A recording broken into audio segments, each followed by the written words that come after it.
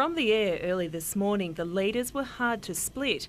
It emerged that bad weather for Wild Oats 11 meant Investec Loyal was able to make up 20 nautical miles to overtake the race favourite.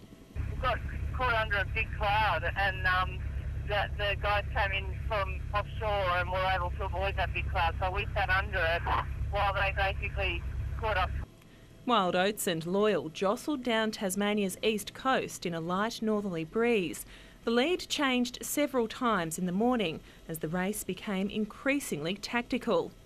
Amid the drama, Wild Oats paused, taking time to remember ABC chopper pilot Gary Ticehurst, scattering his ashes into the ocean.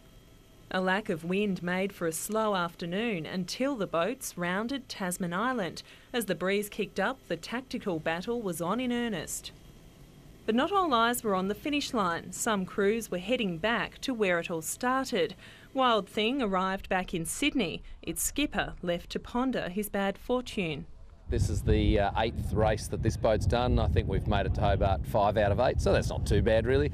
Plenty of people have had a lot worse hit-miss record than that. But some won't make it out of Eden for days. Others will repair the damage and push on south. We'll probably be dead last, but a lot of blokes are in their first Hobart, so I'd like to finish the race just for those guys.